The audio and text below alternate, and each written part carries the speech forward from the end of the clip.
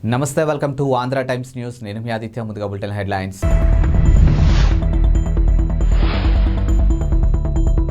వాళ్ళు మన బలం ఉపయోగించుకోండి, ఒక్క ప్రాణం కూడా పోకూడదు, గుర్తుపెట్టుకోండి సీఎం జగన్ సంచలన వ్యాఖ్యలు.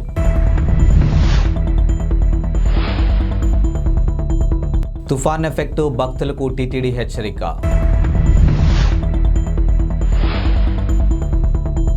తుఫాన్ ప్రభావంతో సుడిగాలి బీభత్సం, పైకెగిసిన నీరు. మీచౌంగ్ తుఫాను ప్రభావంతో తమిళనాడుతో పాటు ఆంధ్రప్రదేశ్లో అతి భారీ వర్షాలు కురుస్తూ ఉన్నాయి. తుఫాను ప్రభావిత ప్రాంతాల్లో సహాయక చర్యలు ముఖ్యమంత్రి వైఎస్ జగన్మోహన్ రెడ్డి అధికారులతో సమీక్ష నిర్వహించారు. ప్రజలందరూ ప్రాణాలను కాపాడుకోవడం మన బాధ్యత అని, ఒక్క ప్రాణం కూడా పోకూడదని అధికారులు ఆదేశించారు. పశువుల ప్రాణాలు కూడా రక్షించాలని తెలిపారు. ఇప్పటి వరకు 211 సహాయక శిబిరాల్లో సుమారు 9,500 మంది ఉన్నారని అధికారులు సీఎంకు తెలిపారు. ఇక నెల్లూరు, తిరుపతి సహా తుఫాను వల్ల దెబ్బతిన్న ప్రాంతాల్లో కరెంటు సరఫరా వ్యవస్థను యుద్ధ ప్రాతిపదికన పునరుద్ధరించాలని సూచించారు. సీఎం క్యాంపు కార్యాలయంలో జరిగినటువంటి ఈ సమీక్ష సమావేశంలో రెవెన్యూ విపత్తు నిర్వహణ శాఖ special CSG Sai Prasad, CCLI secretary Imtiaz, CMO అధికారులు పాల్గొన్నారు. ఇద్దరికీ కూడా లైఫ్ను మనం ప్రొటెక్ట్ చేయగలిగిన బాధ్యతను మనం తీసుకుంటున్నాం అనేది గుర్తుపెట్టు. స్పెషలీ ప్యాడీ ప్రొక్యూర్మెంట్, ఖరీఫ్ ఏదైతే కోతకు వచ్చిందో ఈ పంటను మనం కాపాడుకోవడం అన్నది వెరీ వెరీ ఇంపార్టెంట్ ఆస్పెక్ట్. దీనికి సంబంధించి ఇప్పటికే ఆల్మోస్ట్ 97,000 టన్స్ను నిన్న ప్రొక్యూర్ చేసినాం. ఎన్డీఆర్ఎఫ్, ఎస్డీఆర్ఎఫ్ అన్నది one part of the story. The biggest strength what we have, what no other state has, is our Grama Sachivalayam వ్యవస్థ అండ్ వాలంటీర్ వ్యవస్థ. Grama Sachivalayam Vyavastha does not only mean the Sachivalayam staff. It also means village clinics, it also means RBKs. It also means Sachivalayam staff. It also means volunteers. This is the biggest strength what we have. Almost every 70 inlaku 60 inlaku oka volunteer kuda manaku available ga unna గొప్ప పరిస్థితి బహుశా ఏ రాష్ట్రంలోనూ కూడా లేదు. ఒక మన రాష్ట్రంలో మాత్రమే అవైలబుల్గా ఉన్న పరిస్థితి. So this is our biggest strength. So ఈ స్ట్రెంగ్త్ను బాగా ఉపయోగించుకోమని చెప్పి ప్రతి కలెక్టర్కు మరొకసారి at the cost of repetition I'm once again telling them, because every time there is a meeting of this sort, every time there is a cyclone, every time I give the directions, but it is very important that this వ్యవస్థ ఏదైతే మనం create చేసినామో ఈ వ్యవస్థను మనం ఎంత ఎఫెక్టివ్గా, ఎంత ఎఫిషియెంట్గా వాడుకోగలిగితే అంత ఎఫిషియన్సీ ఇంతకుముందు నేను చెప్పినవి అన్నిట్లోనూ కూడా తీసుకొని రావచ్చు. Very very important aspect. One should always keep in mind that ఈ క్యాంప్స్లోకి ఎవరినైతే మనం మనుషులను తీసుకొని పెడుతున్నామో మీరే వెళ్ళి క్యాంపుల్లో ఉంటే what kind of facilities you would like to have, you would want there to be in existence. అవే రకమైన ఫెసిలిటీస్ అక్కడ ఉండేట్టుగా చూసుకోండి. ఒక 10 రూపాయలు ఎక్కువ ఖర్చు అయినా పర్వాలేదు. Please be mindful of this. You need to position yourself in their shoes and be empathetic to the cause. So this is one thing that you need to be very very mindful of that. And క్యాంపుకు వచ్చిన ప్రతి ఒక్కరూ కూడా ఇంటికి వెళ్ళేటప్పుడు చిరునవ్వుతో ఇంటికి వెళ్ళే పరిస్థితి తీసుకొని రావాలి. ఇంటికి వెళ్ళేటప్పుడు give them 1,000 rupees per head, or if it's a family, ఇంతకుముందు 2,000 ఇమ్మని చెప్తా ఉంటుంది, ఇప్పుడు దాన్ని కూడా ఇంకొక 500 పెంచి 2,500 ఫ్యామిలీకి ఇచ్చి పంపించండి. తుఫాను ప్రభావంతో తిరుమలలో ఈదురుగాలు కూడినటువంటి భారీ వర్షం కురుస్తున్నాయి. దీంతో భక్తులకు ఇబ్బంది పడుతూ ఉన్నారు. పాంచజన్య సమీపంలో భారీ వృక్షం నేలకూలింది. దీంతో 4 వాహనాలు దెబ్బతిన్నాయి. తిరుమలలో 10 సెంటీమీటర్ల వర్షపాతం నమోదైంది. తుఫాను నేపథ్యంలో ఉదయం 6 గంటల నుంచి రాత్రి 8 గంటల వరకే ద్విచక్ర వాహనాలు ఘాట్ రోడ్లపై తిరిగేందుకు టీటీడీ అనుమతి ఇచ్చింది. తుఫాను కారణంగానే రేణిగుంట విమానాశ్రయం నుంచి రాకపోకలు సాగించే పలు విమాన సర్వీసులు రద్దయ్యాయి.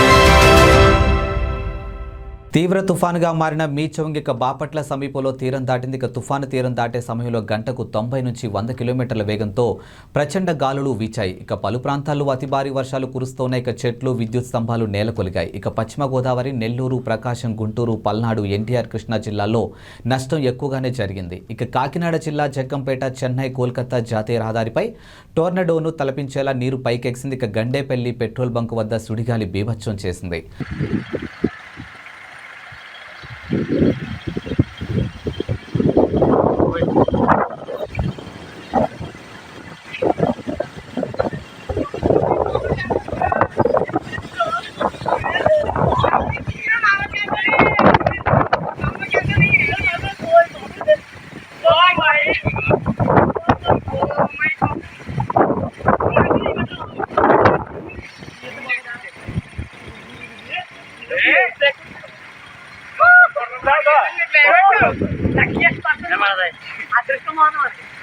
సముద్రం చూడకుండా చాలా బాగుంది.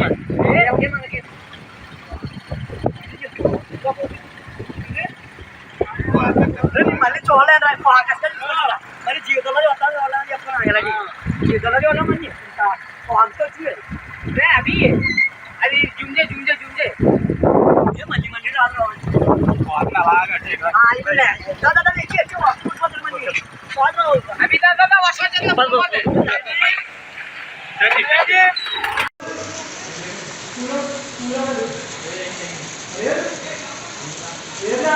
లేదు రా తీస్తాను రా బాబు.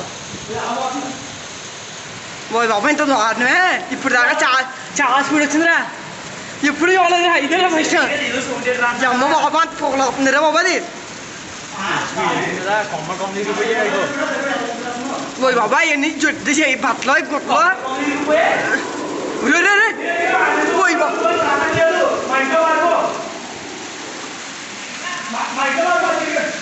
ఎవరా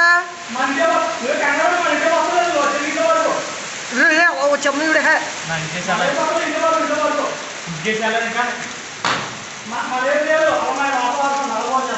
అంత అలా వచ్చేస్తున్నారు బాబు. అది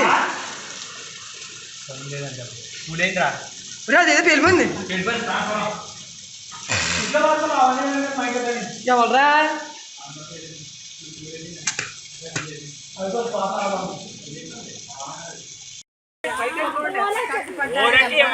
రంగులు కూర్చుండి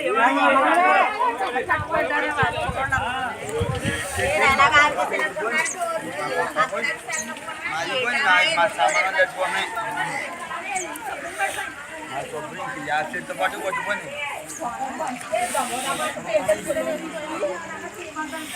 తీసుకుని పక్కకు వచ్చేసాను. మా గోడ అంతా పడిపోయింది కదా. అదిగో ఎవరో పోలేదు. పడిపోయినా పట్టుకున్నాము.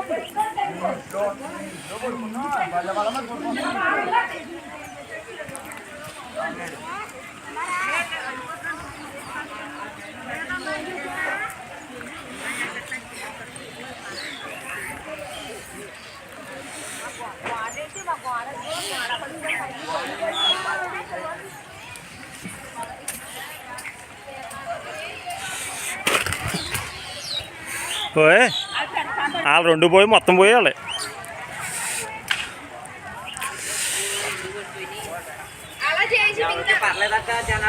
జనాలు ఇక్కడే మన మొక్కలోనే ఎక్కడ లేదు.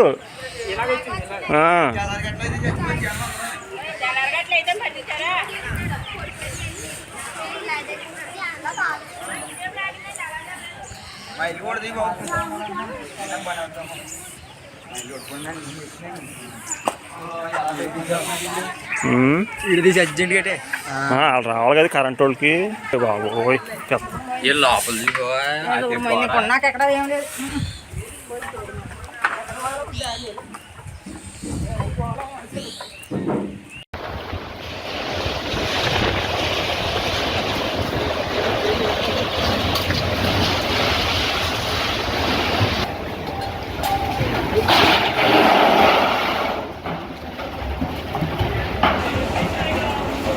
ఫ్యాన్తో సహా ఎగిరిపోయి పడిపోయింది.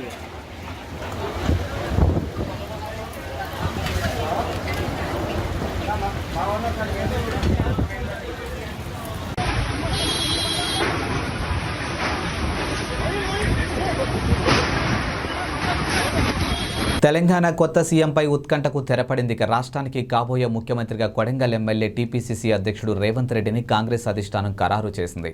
రేపు సీఎంగా రేవంత్ ప్రమాణ స్వీకారం చేయనున్నారు. ఇక సీఎం ఎవరనేది తేలటంతో ఇప్పుడు మంత్రులు ఎవరిని నియమిస్తారు, ఎవరికి ఏ శాఖ అప్పగిస్తారు అనేది హాట్ టాపిక్గాను మారింది. అందులోనూ ఐటీ శాఖ ఎవరికి ఇస్తారనేది ఉత్కంఠంగాను మారింది. ఇక తెలంగాణ ఆవిర్భావం తర్వాత 2 సార్లు బీఆర్ఎస్ అధికారంలోకి రాగా ఆ 2 పర్యాయాలు కేటీఆర్ఏ ఐటీ మంత్రిగా పనిచేశారు. ఇక తన సమర్థవంతమైన పనితీరుతో ఆ శాఖ కొత్త వన్నెలను తీసుకొచ్చారు. యువత ఉద్యోగాలపైనే ఆధారపడకుండా ఉద్యోగ అవకాశాలు కల్పించే వ్యాపారవేత్తగా ఎదగాలని టీఆర్ఎస్ అధికారంలో వచ్చినటువంటి తొలి ఏడాదిలోనే టీ హబ్ అనే వేదికను అంకురార్పణ చేశారు. ఇక ఇది పూర్తిగా కేటీఆర్ ఆలోచనలోంచే పుట్టింది.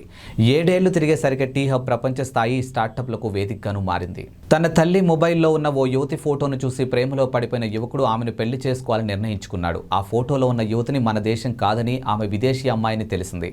అయినా సరే ఆమెను ఇష్టపడి అతడు తన అభిప్రాయాన్ని కుటుంబ సభ్యులకు తెలియజేశాడు. ఇక కొడుకు ఇష్టాన్ని కూడా గౌరవించిన ఆ తల్లిదండ్రులు అమ్మాయి కుటుంబంతో మాట్లాడారు. అందుకు వారు కూడా సమ్మతించడంతో పెళ్లికి గ్రీన్ సిగ్నల్ వచ్చేసింది.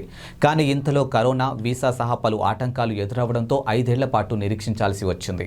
చివరకు అన్ని ఆటంకాలు అధిగమించిన ఈ జంట వచ్చే ఏడాది ఒకటి కాబోతుంది. ఇక తనకు కాబోయే భర్త కోసం యువతి సరిహద్దులు దాటి భారత్లో అడుగుపెట్టింది. పాకిస్తాన్కు చెందినటువంటి యువతి మంగళవారం వాగా అటారీ అంతర్జాతీయ సరిహద్దు దాటి భారత్లోకి చేరుకోగా కాబోయే అత్తింటి వాళ్ళు ఆమెకు బాచా భజంత్రులతో ఘన స్వాగతం పలికింది. ఇక వివరాల్లో చూసుకున్నట్టయితే కోల్కతాకు చెందినటువంటి యువకుడు సమీర్ ఖాన్ జర్మనీలో ఉన్నత చదువులకు చదువుకున్నాడు. అక్కడి నుంచి 5 ఏళ్ల కిందట 2018లో మేలో భారత్కు వచ్చిన సమీర్ తన తల్లి ఫోన్లో కరాచీకి చెందినటువంటి జావేరియా కనుమ్ ఫోటో చూసి ఇష్టపడ్డాడు. ఇక పెళ్ళంటూ చేసుకుంటే ఆమెనే చేసుకుంటానని తల్లిదండ్రులకు చెప్పాడు.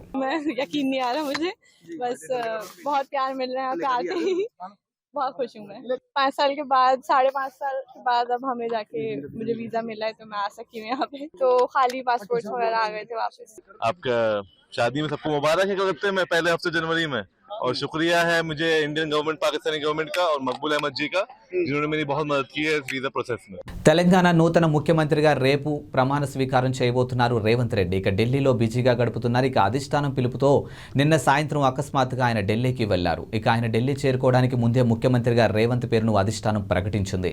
ఢిల్లీ వెళ్లిన రేవంత్ ఈ ఉదయం పార్టీ అధ్యక్షుడు మల్లికార్జున ఖార్గే, పార్టీ జాతీయ ప్రధాన కార్యదర్శి కేసీ వేణుగోపాల్తో భేటీ అయ్యారు. ఇక సీఎల్పీ నేతగా తనను ప్రకటించినందుకు వారికి కృతజ్ఞతలు తెలిపారు. ఇక మరి కాసేపట్లో పార్టీ అగ్రనేతలు సోనియా గాంధీ, రాహుల్ గాంధీతో భేటీ అవుతారు. ఇక మంత్రివర్గ ఏర్పాటు, ఇతర అంశాలపై వారితో చర్చిస్తారు.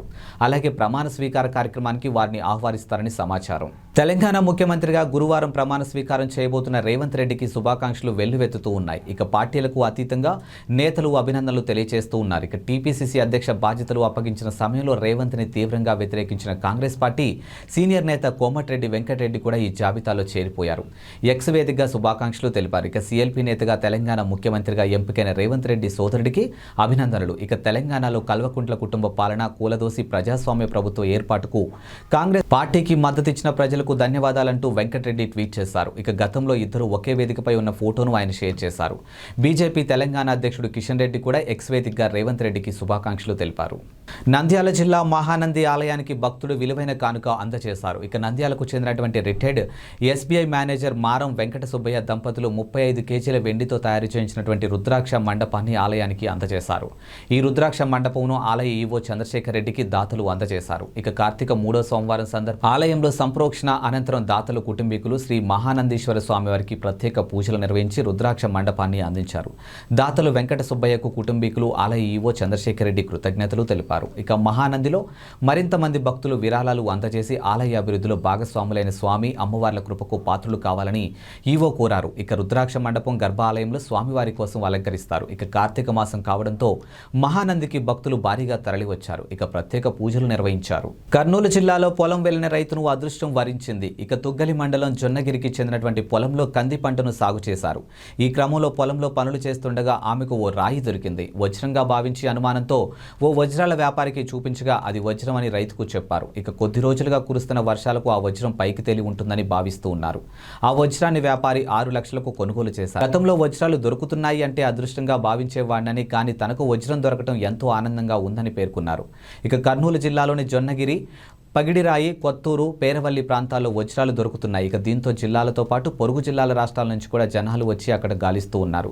అంతేకాదు కర్నూలు జిల్లాకు పొరుగు నుండే కర్ణాటక, తెలంగాణ నుంచి కూడా ఎక్కువ మంది జనాలు వజ్రాల వేటకు వస్తూ ఉన్నారు. అంతేకాదు స్థానిక రైతులు, కూలీలు కూడా వజ్రాల కోసం రోజుల తరబడి పొలాల్లోనే వెతుకులాట ప్రారంభించారు. ఒక్క వజ్రమైనా దొరక్కపోదా అన్న ఆశతో అక్కడే ఎదురు చూస్తూ ఉన్నారు. బాలీవుడ్ శ్రద్ధా కపూర్కు ఉన్న క్రేజ్ అందరికీ తెలిసింది. ఇక శ్రద్ధా కపూర్ ఇప్పుడు ఎక్కువగా సినిమాలు చేయడం లేదు. కానీ ఒకప్పుడు శ్రద్ధా కపూర్ టాప్ రేస్లో ఉండేది. ఆషికీ 2 సినిమాతో శ్రద్ధా కపూర్ గ్రాండ్ ఎంట్రీ ఇచ్చింది. ఇక సాహో సినిమాతో సౌత్లోనూ క్రేజ్ సంపాదించుకుంది. లేడీ ఓరియంటెడ్ సబ్జెక్టులపైన ఫోకస్ పెడుతూ ఉంటుంది. ఇక బాలీవుడ్ సీనియర్ నటుడు శక్తి కపూర్ తనయ శ్రద్ధా కపూర్ ఎంట్రీ ఇచ్చిన తనకంటూ సొంత ఇమేజ్ను సంపాదించుకుంది. ఇక ఈ శ్రద్ధా కపూర్ ఇప్పుడు యాడ్స్, ఇతర బ్రాండ్స్లకు ప్రచారకర్తగా మారిపోయింది. ప్రస్తుతం ఆమె ఆజియో సేల్లో ఎక్కువగా కనిపిస్తూ ఉంది. ఇక పండుగ స్పెషల్కు పెట్టే సేల్స్ యాడ్లో ఎక్కువగా కనిపిస్తూ ఉంటుంది. ఈ క్రమంలో ఆజియో సేల్స్ యాడ్స్ మీద శక్తి కపూర్ స్పందించాడు. ప్రతిసారి ఆ సేల్ యాడ్స్లో నా కూతుర్ని ఎందుకు చూపిస్తావు అడ్మిన్ బేటా అని శక్తి కపూర్ ఇన్స్టాలోనూ అడిగేశాడు. ఇవి ఇవాల్టి బులెటిన్ అప్డేట్స్. మరో బులెటిన్తో మళ్ళీ కలుద్దాం. అంతవరకు సెలవు, నమస్కారం.